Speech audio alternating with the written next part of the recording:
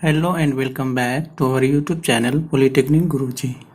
आज की इस वीडियो में हम लोग प्रीवियस ईयर क्वेश्चन 2010 के प्रश्न पत्र में मैथमेटिक्स के अंतिम 15 सवाल को हल करेंगे।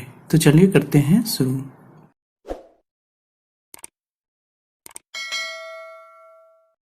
आज का हमारा पहला क्वेश्चन आपके स्क्रीन पे दिख रहा होगा। क्वेश्चन नंबर 16, 1, 2, 3, 4 का हरात्मक माध्य यानी हार्मोनिक मीन बताना है। तो चलिए आज सीखते हैं हार्मोनिक मीन कैसे निकालते हैं। संख्या देखिए कौन कौन से दिया है, तो 1, 2, 3 और 4। कितने नंबर ऑफ टर्म, ये कितनी संख्याएं हैं, तो ये संख्याएं टोटल है आपका 4। तो हरात्मक मीन जो होगा, हरात्मक माध्य यानी हार्मोनिक मीन, वो लिखेंगे number divided by 1/a1 plus 1/a2 plus 1/a3 plus 1/a4। 4 number है तो सबको उल्टा करके नीचे ऐड करेंगे। ये देखिए टोटल कितना दिया है 4, और ये हो जाएगा 1/1 हो जाएगा, प्लस और a2 आपका 2 है तो 1/2 प्लस 1/3 प्लस 1/4। इसी को सिंप्लीफाई करेंगे, जो आएगा हमारा आंसर होगा। ऊपर 4 एलसीएम कर लेंगे इधर, तो एलसीएम हो जाएगा आपका नीचे 12, तो ये हो जाएगा 12 प्लस 6 प्लस 4 प्लस 3, और ये 12 सबसे ऊपर चला जाएगा तो 4 गुना 12, और नीचे आ जाएगा आपका ऐड करके 25। तो ऊपर हो जाएगा 12 इंटू 4, तो ये आ जाएगा 48/25। यही हो जाएगा आपका harmonic mean, option D. Question number 17, एक धातु के पाइप की एक्सटर्नल रेडियस 4 सेंटीमीटर और इंटरनल रेडियस देखिए 3 सेंटीमीटर है। यदि इसकी लंबाई टोटल 10 सेंटीमीटर हो तो इसकी आयतन बताइए। तो इसकी आयतन लिखेंगे भी, और ये पाइप यानी कि सिलेंडर है, सिलेंडर का रेडियस आयतन होता है πr²h। तो यहाँ पे हो जाएगा आउटर रेडियस का स्क्वायर माइनस इनर रेडियस का स्क्वायर इंटू हाइट h। तो ये देखिए पाई 22/7 रखेंगे, r यानी कि इसके बाहरी त्रिज्या आपका 4 है, 4 का स्क्वायर माइनस आंतरिक त्रिज्या 3 का स्क्वायर, और इसकी ऊंचाई है h 10। तो ये हो गया आपका 22/7, और ये हो गया 16 - 9 गुना 10। तो ये 22/7, 16 में से 9 घटा देंगे 7 आएगा, गुना 10, 7 से 7 कैंसिल हो जाएगा, और ये आ जाएगा 220 सेंटीमीटर क्यूबिक। ये हो जाएगा आपका पाइप की volume, option B. Question number 18 है, एक श्रेणी दिया हुआ है आपका, ये लिखा हुआ है, और इसमें बताना है इसके बहुलक बताना है। बहुलक यानी कि मोड, तो जो भी नंबर जितनी बार ज्यादा लिखा हुआ होगा वही उसका बहुलक होगा। तो यहाँ पे काउंट करते हैं, 1, 2 आपका 2 बार लिखा हुआ है, 3 देखें तो 3 आपका 3 बार लिखा हुआ है, और 4 भी आपका 2 बार ही लिखा हुआ है। तो मतलब यहाँ पे देखें बहुलक लिखेंगे, तो बहुलक तो किसकी बारंबारता सबसे ज्यादा है, तो 3 की बारंबारता यानी कि फ्रीक्वेंसी सबसे ज्यादा है, 3 की फ्रीक्वेंसी सबसे अधिक है, इसीलिए 3 को ही इसी का बहुलक कहेंगे। मोड हो जाएगा हमारा 3, ऑप्शन बी। क्वेश्चन नंबर 19, एक फिगर दिया हुआ है, एक देखिए समकोण त्रिभुज दिया हुआ है, उसके अंदर एक वृत्त बना हुआ है जिसकी त्रिज्या x लिखा हुआ है, और इसकी बेस दे दिया 12, हाइट दे दिया है 5, हाइपोटेन्यूज 13। तो x का मान बताना है। तो त्रिभुज जो आपका है ABC, इसी का क्षेत्रफल लिखेंगे 2 तरीके से। एक देखिए इसको यहां से O, चलिए नाम दे देते हैं त्रिभुज का, वृत्त का केंद्र, और इसको B से ज्वाइन करेंगे A से। तो देखिए एक त्रिभुज बना BOC, उसी तरीके को से A से भी ज्वाइन कर देंगे O को, तो यहां भी एक त्रिभुज बन गया BOA। फिर एक त्रिभुज और दिख रहा है AOC। ये तीनों त्रिभुज का एरिया निकाल करके ऐड करेंगे तो ये पूरा त्रिभुज ABC का क्षेत्रफल होगा। तो लिख दे, त्रिभुज का क्षेत्रफल हो जाएगा 1/2 आधार गुना ऊंचाई। आधार चलिए इस बार हम 12 ले रहे हैं, ऊंचाई कितना हो जाएगा तब x, प्लस फिर से 1/2 आधार इस बार ले रहे हैं 5, ऊंचाई हो जाएगा आपका x, तो 5x प्लस फिर से 1/2 आधार इस बार ले रहे हैं 13 वाला, और ऊंचाई उसका भी कितना है x।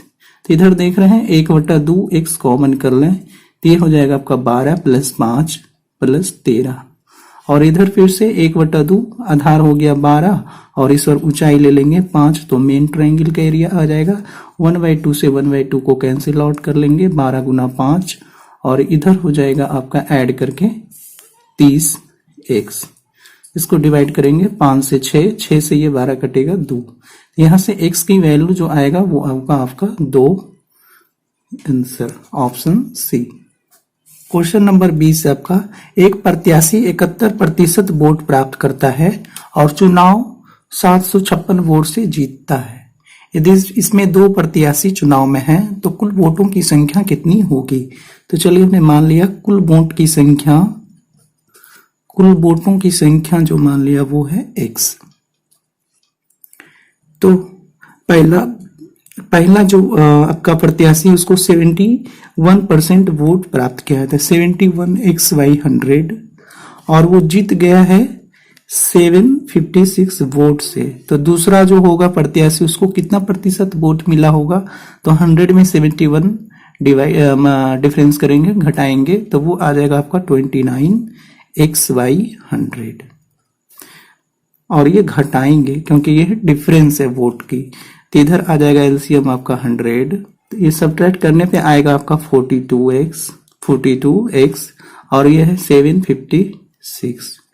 तो यहां से x इक्वल टू लिख पाएंगे 756 × 100 डिवाइडेड बाई 42 और ये कट करके ये इससे देखिए आपका 18 बार में कट जाएगा तो ये आ जाएगा आपका 1800 यानी कि टोटल जो वोट मिला उस इलेक्शन में वो टोटल वोट आपका होगा 1800 ऑप्शन बी। क्वेश्चन नंबर 21 त्रिज्या 5 सेंटीमीटर के एक गोले ये देखिए आपका गोला है इसको पिघला करके आधार का त्रिज्या एक ही जैसा है और उसको इससे बनाया गया है एक शंकु। तो इस शंकु की ऊंचाई h बताना है ध्यान रखना ये गोला का त्रिज्या और ये शंकु का त्रिज्या बराबर है। इसको पिघला करके बनाया गया है तो दोनों की आयतन जो होगा मटेरियल का वो दोनों बराबर होगा यानी कि शंकु का आयतन बराबर लिख लेंगे गोला का आयतन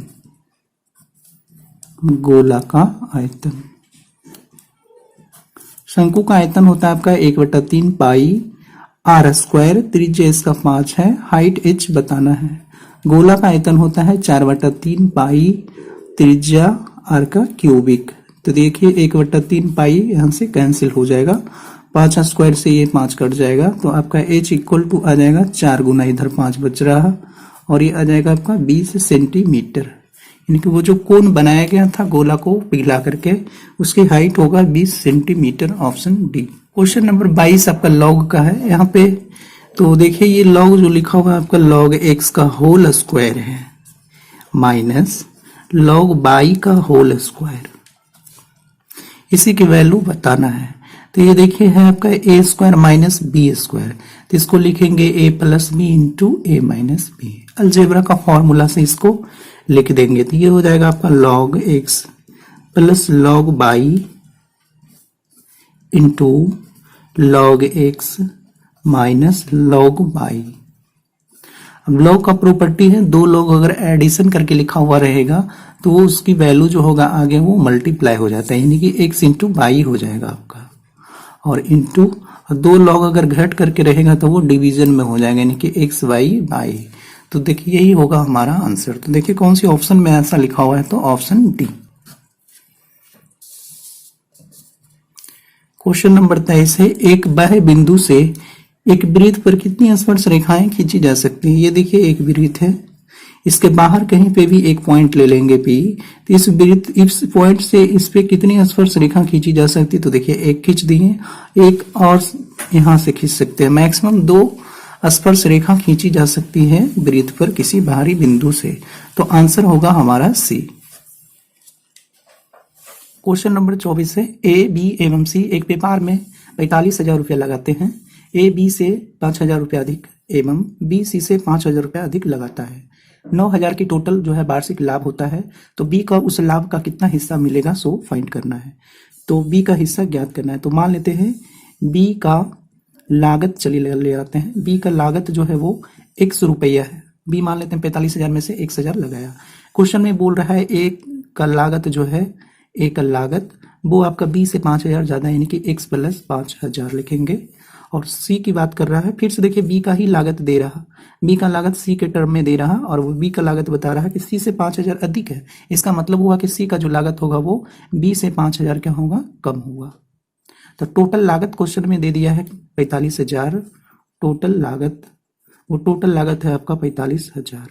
टोटल लागत है आपका x plus 5,000 plus x minus 5,000 equal to दिया हुआ है आपका 45,000। ये देखिए कैंसिल हो जाएगा, 3x इक्वल टू 45,000। तो अब कैसे x निकल करके आ रहा 15,000। क्वेश्चन में पूछा गया है बी का हिस्सा बताइए, बी का हिस्सा वो जो लाभ मिला उसमें कितना रुपया उसको मिलेगा। तो बी का लागत है आपका 15,000, टोटल लागत हो गया 45,000 और इसमें टोटल इसका लाभ है आपका 9,000 रुपया।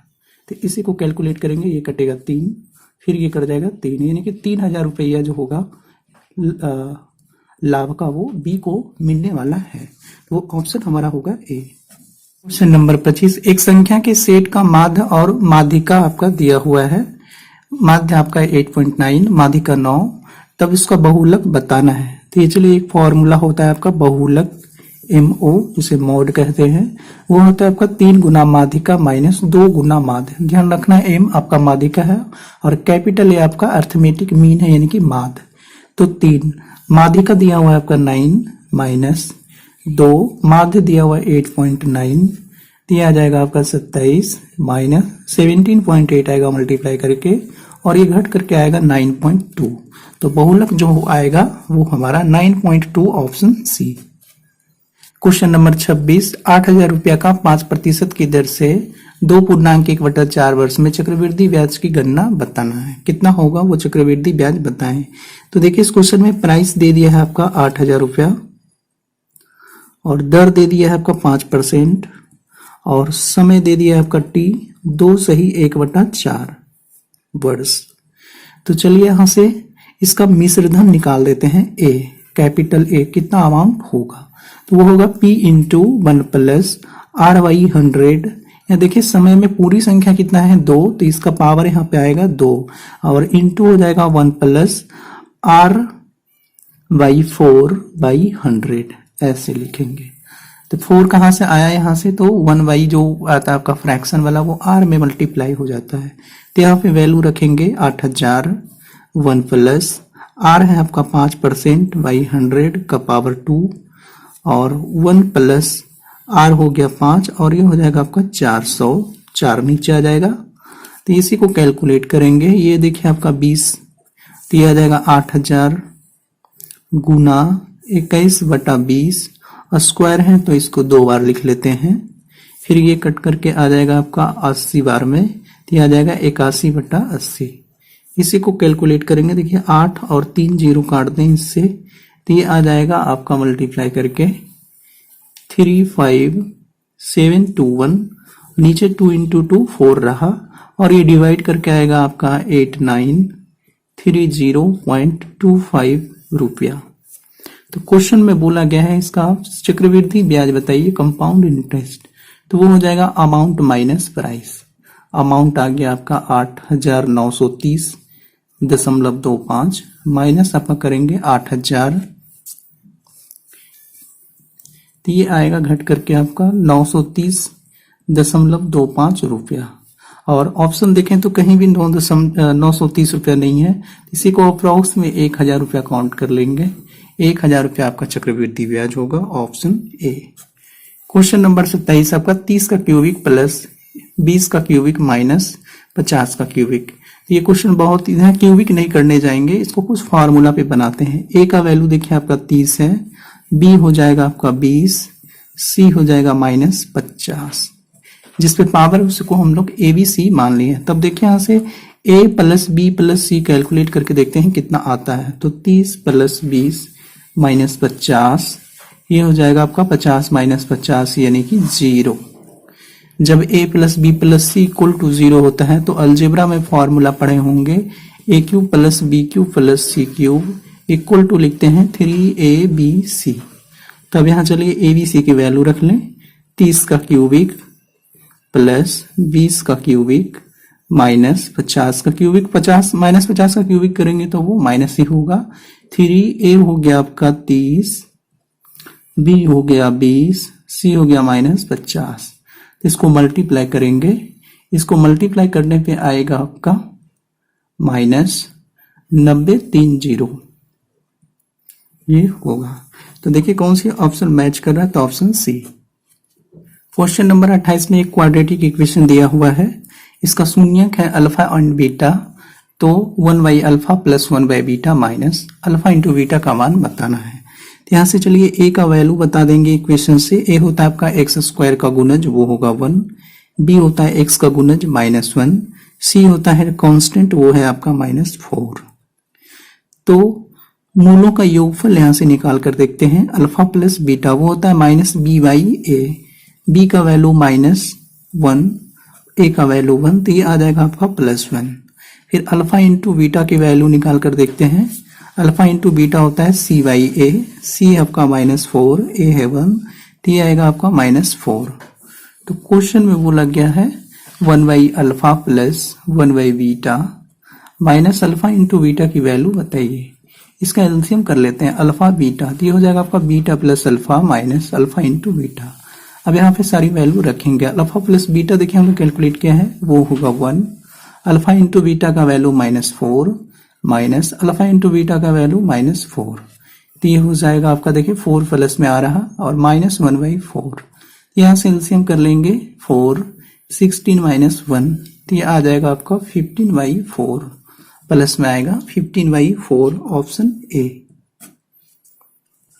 क्वेश्चन नंबर 29 ये दिया हुआ है आपका x plus 1/x equal to 2, तो बोला गया है x का पावर 4 प्लस 1/x का पावर 4 का वैल्यू बताइए। तब देखिए अब यहां से स्क्वायरिंग कर लेंगे दोनों side, squaring both side, square करेंगे तो ये देखिए a प्लस बी का होल स्क्वायर बनेगा, तो ये होगा a² प्लस 1/x का स्क्वायर प्लस 2ab यानी कि 2x होगा 1, b होगा 1/x इक्वल टू 2 का स्क्वायर करेंगे तो 4, 2 से 2 यहां से कैंसिल आउट होगा, तो ये होगा x² plus 1/x² equal to 4 - 2 यानी कि 2। तब देखिए यहाँ पे क्वेश्चन लेकिन पावर 4 का पूछा गया है, तो एक बार इसको और फिर से स्क्वायरिंग करेंगे। तो चलिए जो आया उसको लिख दें, इक्वल टू 2 है, फिर से स्क्वायरिंग करेंगे बोथ साइड, स्क्वायरिंग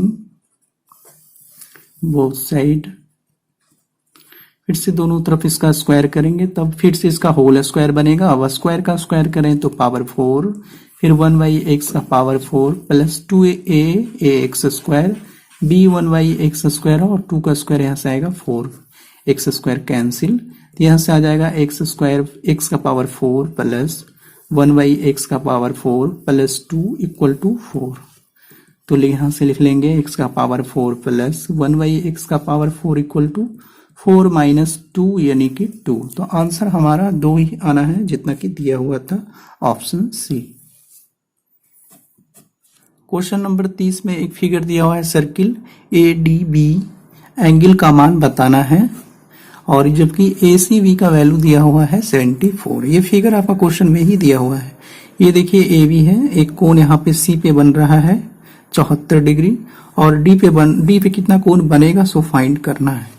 तो देखिए एक थ्योरम पढ़े होंगे सर्किल वाले चैप्टर में, वृत्त के एक ही खंड में बने दो कोण